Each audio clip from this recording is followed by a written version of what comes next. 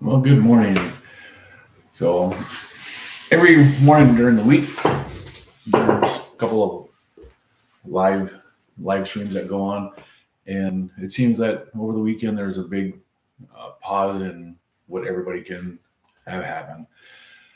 I'd like to take today and just take a little bit of time here to see if anybody needs any help in doing what they're doing on this. The carnivore diet can be a hard thing to do if you're doing it by yourself. Some people have a hard time. Others don't. Uh, Still trying to set a couple things up here so I can see what's going on. And still enjoying my morning cup of coffee. It's 10:30 in the morning here, so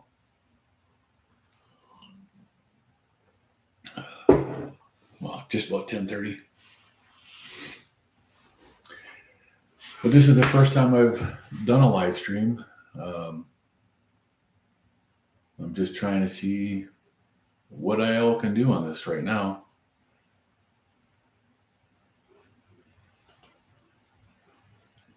So right now I made bacon for my wife this morning so she can have her meat candy. Still going through stuff on my phone here, trying to get everything set up properly. I've got my pellet smoker out there with a chuck roast on it, smoking a chuck roast. I got the post oak pellets that are running the smoker right now. And I've got apple wood in the 2 smoke tubes that I have. So there's stuff going on in there, and I'm going to have a great dinner here shortly. Well, in a few hours. It's going to be smoking at about 250 degrees for most of it that I can tell.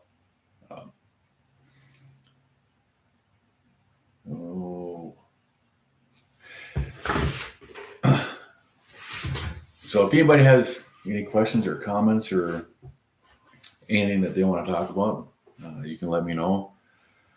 It's the first time I've done this on StreamYard. So it's kind of different.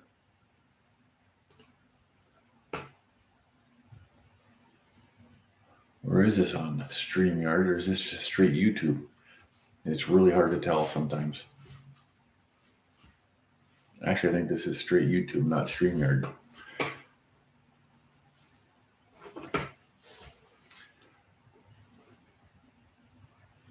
Yeah. Looks like I missed a step to get onto the StreamYard stream. And this is just a straight YouTube studio stream.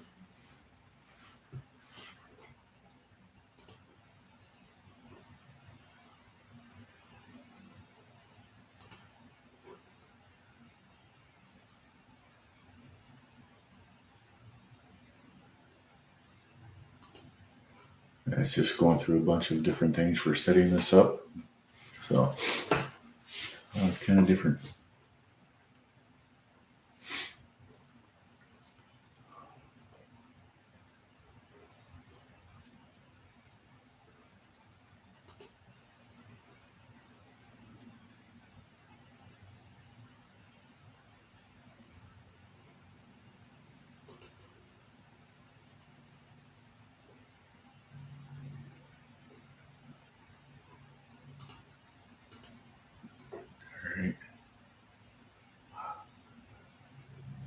It just has a lot of different features in here. That's pretty cool.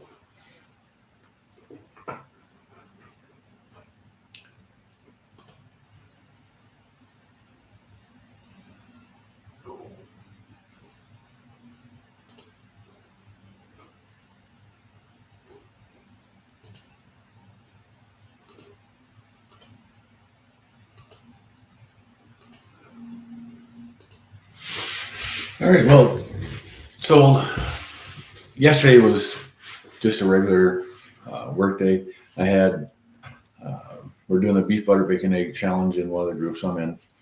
And for the challenge yesterday, I had my ground beef patties.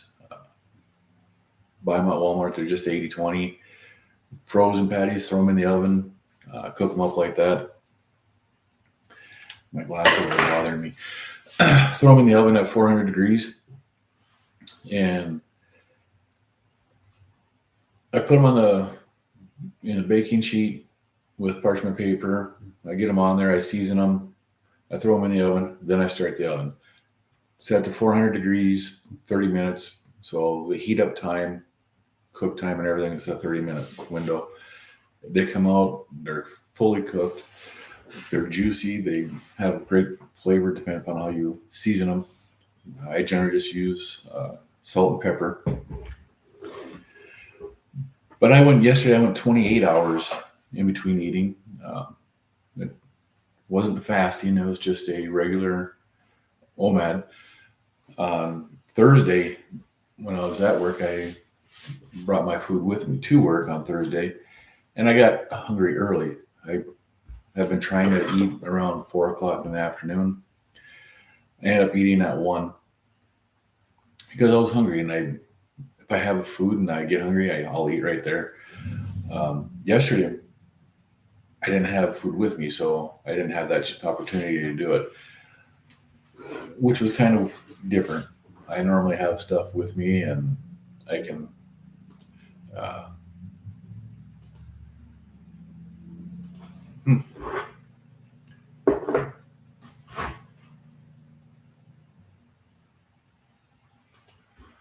All right, JD, I can actually see you here. How do we highlight this here?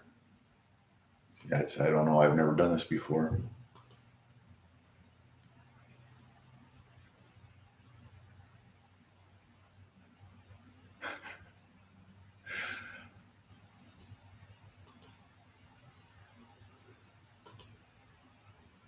Oh, I see that.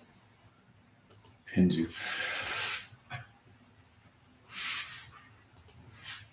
Yeah, I don't know how to put a user up there as to see your channel. That's why I think I'm just on YouTube. I'm not on StreamYard because it won't let me do that. Maybe I'll try this again tomorrow and see if I can get anything different. But JD said, hey, and had chicken thighs in the convection oven for breakfast and salmon fillet for dinner tonight. That sounds wonderful. But like I was saying, I've got my chuck roast that's sitting on the pit boss right now, and it's cooking out there. I've got my well, actually, I haven't even set up the cook yet. It's still only reading. The pit boss is at 250. The internal temperature, I had the chuck roast sitting out all day, and I threw it back in the fridge last night before I went to bed. And it did not thaw out completely. So the center of it is still at 29 degrees, which,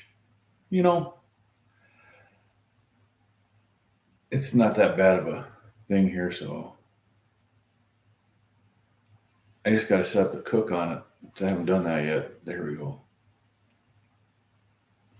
So I use the Typher wireless probes. So I can actually get it pretty good like this here. I can get all the information on it. I didn't stick in my the pit boss thermometers because I actually didn't think about it. I have two of them hooked up to the pit boss. They're actually just sitting on the front shelf. But I've got two smoke tubes in there. One's the large one that will burn for like 4 hours, and the other one is a smaller one. It's half the size. It only burns for an hour and a half to 2 hours. And I've got the applewood pellets in with that.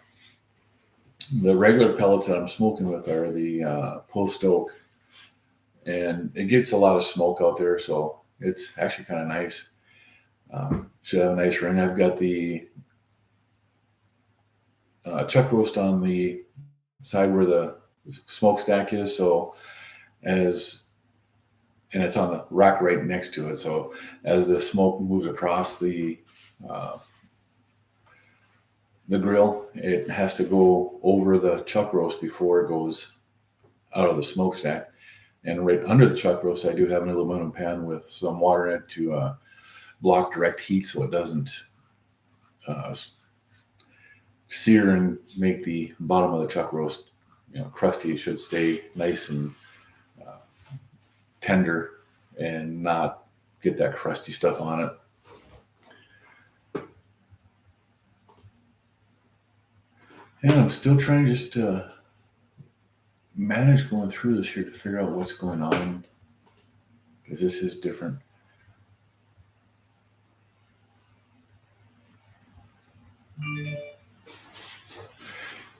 And we're having issues at my work too, so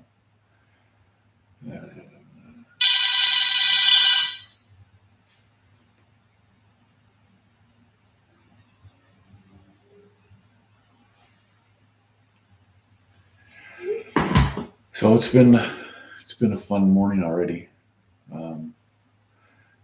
My wife is trying to call me. She doesn't know I'm doing this, or she might know I'm doing this, and she might be calling me to say something. So I'm just going to let her know.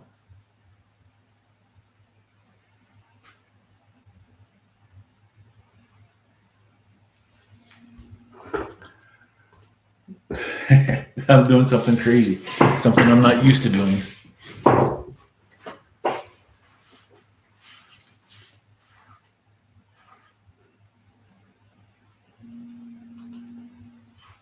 What is this?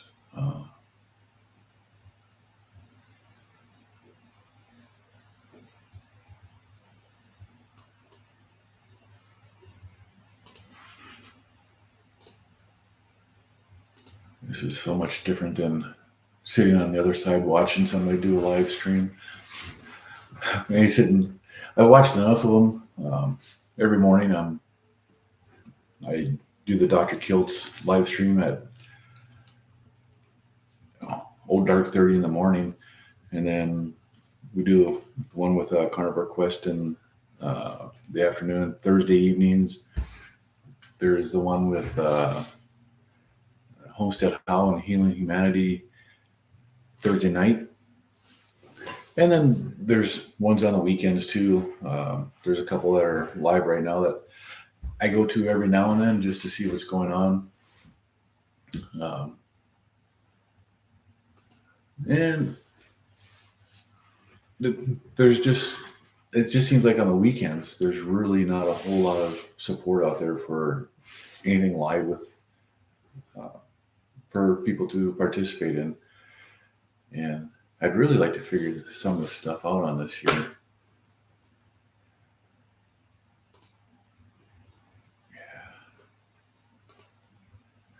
So I know I can edit stuff while I'm doing this.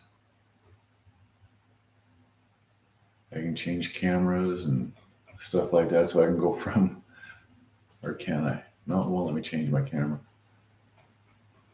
I do have two cameras. I've got the webcam that I'm using and my normal camera. I can put that down there. There's settings to limit people to how they can comment in here and stuff. That's where that's at.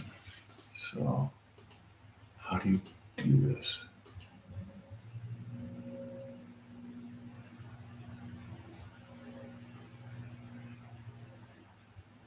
Well, now I know how to hide a person.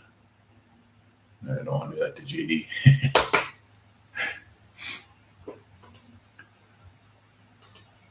So how are you doing this weekend on your diet, JD? Are you doing all right? I know last weekend we talked quite a bit on different videos that were out there, and you had some struggles over the weekend. How are you doing this weekend? Is everything going all right for you?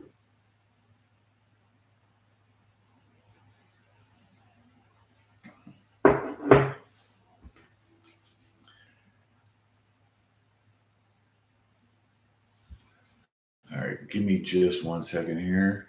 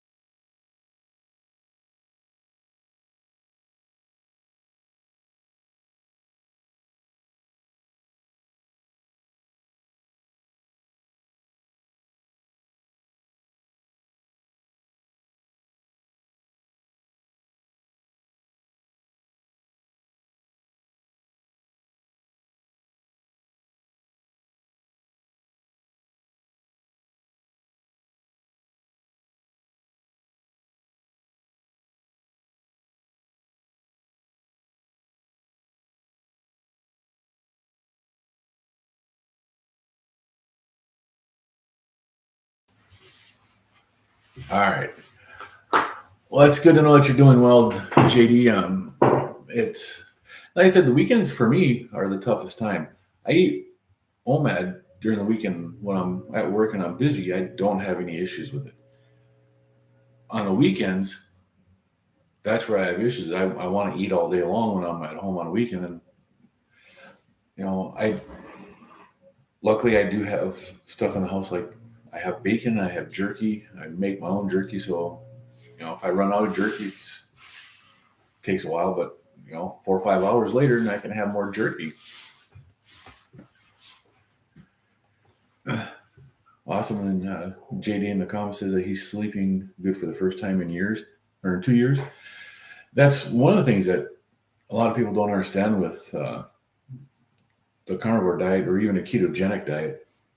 You eliminate all this crap that's in your diet, and the inflammation in your body goes down so much that so many things just improve in your life. Sleep is one of them. I wear a Fitbit watch, and it tracks my sleep at night. And I could tell within the first couple of weeks that my sleep improved by switching to the carnivore diet. The amount of times that my watch registered me as being awake at night went to about a third. In a 7-hour period that I was in bed before, I was up for 90 minutes to 2 hours, according to my watch, before I started the carnivore diet. After, now, 20 to 30 minutes a night, it catches me as rolling around or rolling over as being awake, or sometimes when I do have to get up and do something at night. But generally, it's not an issue. The sleep quality that I get too, it is tremendous.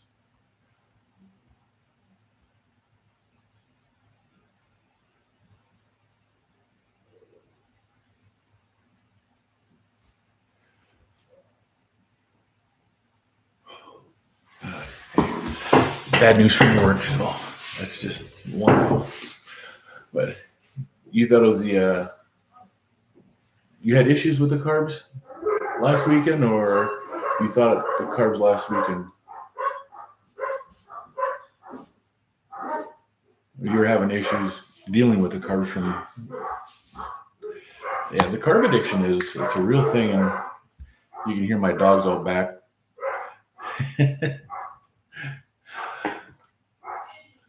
I don't know if it was the mailman that just came. They sure do like to bark at him. I don't know if you could hear him or not. We have 3 dogs out there, and they're all woofing at something. And the one that can't hear is the loudest.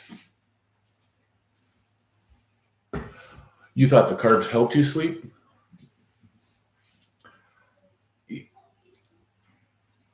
I don't know. I've had so much better sleep. And then again, everybody is a little bit different in this too. I'm actually doing a class right now for this kind of stuff. Learning a lot. And there are some people out there, if you listen to There are some people on YouTube that do their experiments and they put it out there on their own channels. And one of the gals that I watched, her and her husband started the carnivore diet at the same time. She had great success losing weight and eating a high fat, like a 70 to 80% calories from fat, no carbs, 20 to 30% of the calories from protein. And she had great success, but her husband didn't. Her husband didn't lose any weight. He didn't have it. It wasn't working for him. And after a while, they decided to, or she decided to change up the way he's doing his carnivore diet, and she cut his fat intake. Still high fat, like between 45 and 60% of his calories coming from fat, and he responded to that. That made his whole body changed, and he started losing weight, and he started improving his health, and everything started working like it should have from there. Do some people need calories from carbohydrates? I don't know. I think initially maybe they do. But like for me, I went cold turkey. I went straight from a standard American diet straight into a carnivore diet. And the more meat and fat that I ate, the better I felt.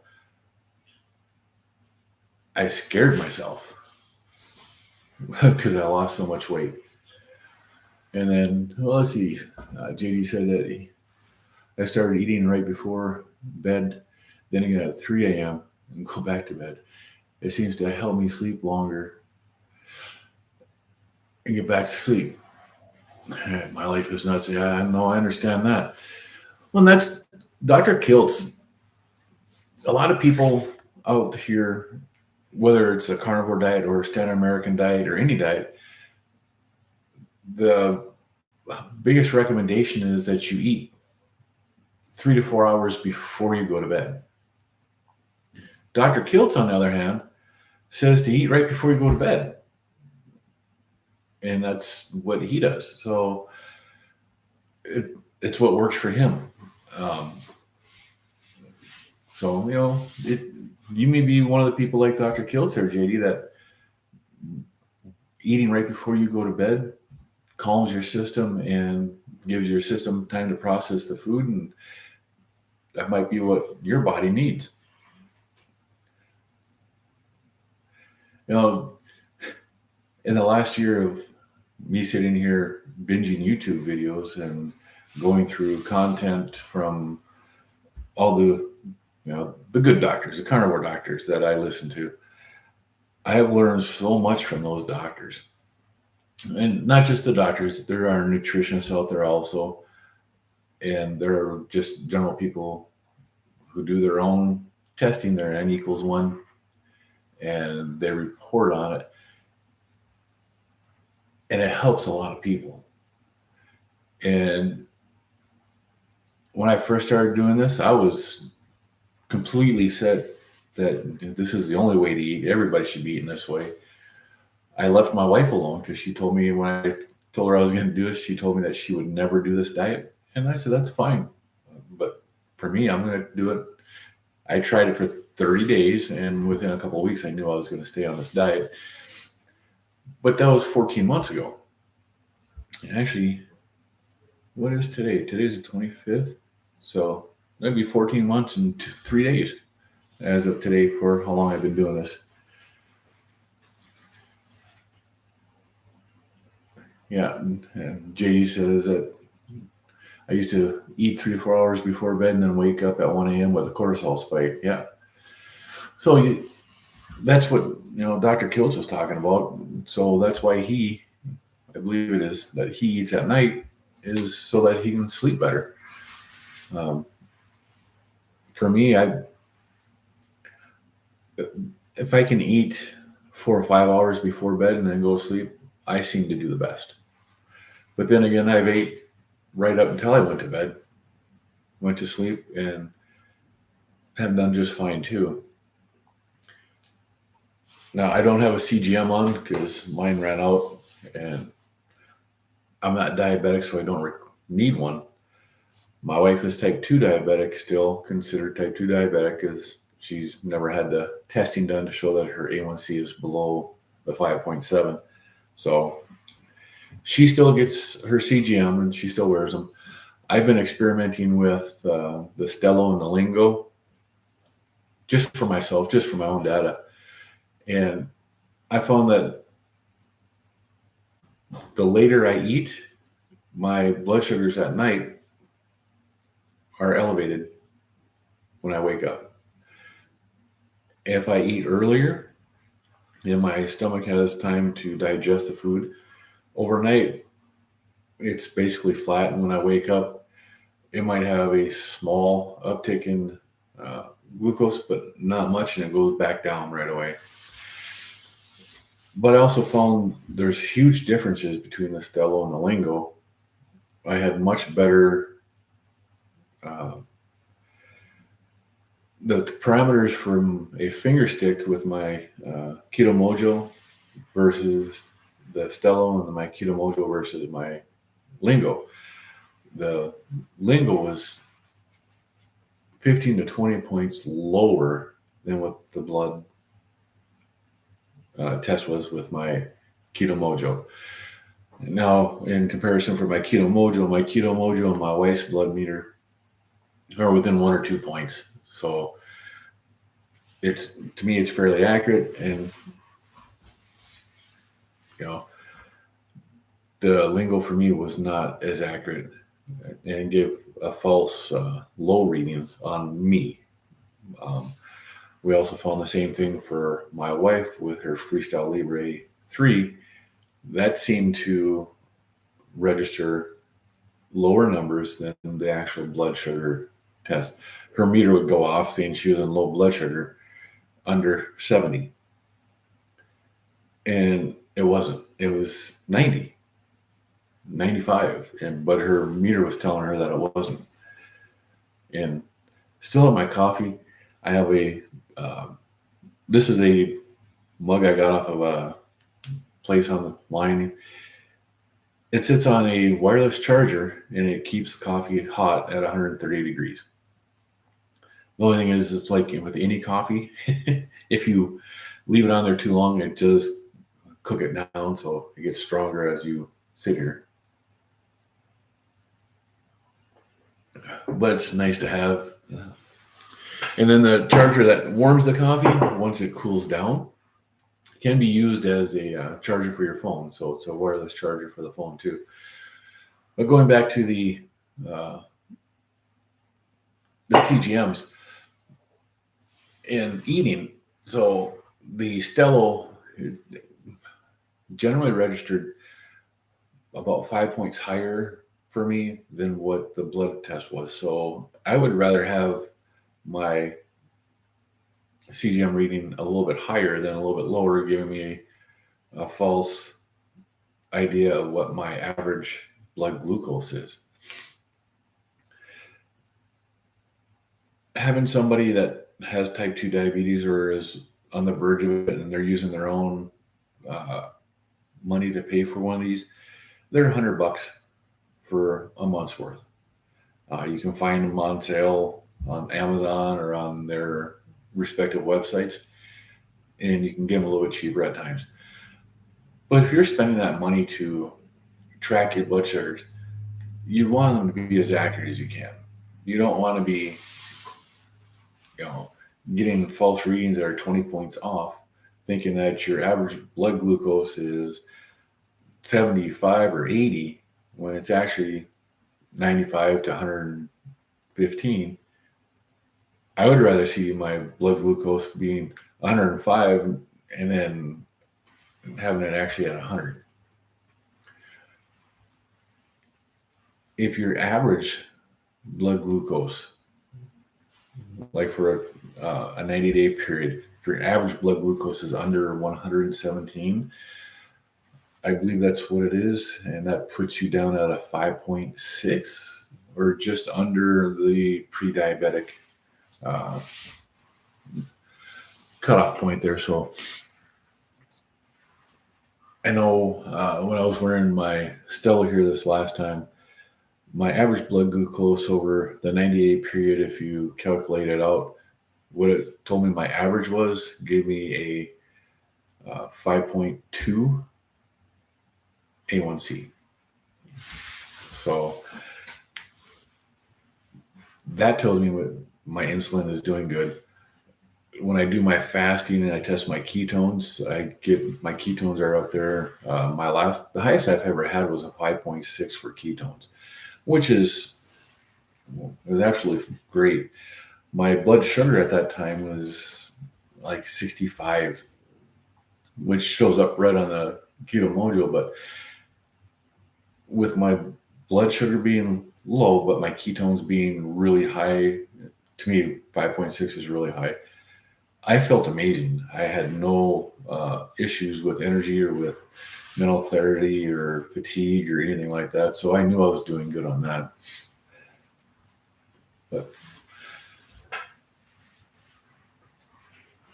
I don't know. That was just kind of a big rant. I'm not sure where I was going with all this, other than, I do track this stuff. So I know what's going on with my body. And for the most part, I try to eat as simple as I can. I do, when I find deals on steaks, I buy the primal cuts of meat. For the New York strip, I buy the strip loin, which you cut the New York strips out. I don't trim my fat off. And I buy the rib roasts. And I cut my own ribeyes out of that. Buy a chuck roll. I cut my own chuck steaks. I cut my own chuck roast and stuff like that. Like the chuck roast I have right now, I found a sale a couple of weeks ago where they had chuck roll, or they called them chuck steaks, but they were like 10, 11 pound. I got a 10.5 pound and a 8.5 pound chuck roast. These were more like chuck rolls that had the chuck eye part of the steak cut out of it. So I didn't get any of the chuck eyes, but I was able to cut the roast up. And I screwed up on that too when I was cutting those up, because the 4-pound one, or the 8-pound one, I was planning on just cutting that in half and making 2 4-pound chuck roasts. The 10-pound, I was going to cut it in thirds, 3.5 pound or 3 1/3 pound chuck roast. Well, the one I opened up first was the 10-pound one, and I thought it was the 8-pound one, so I just cut that in half, and what did I end up with?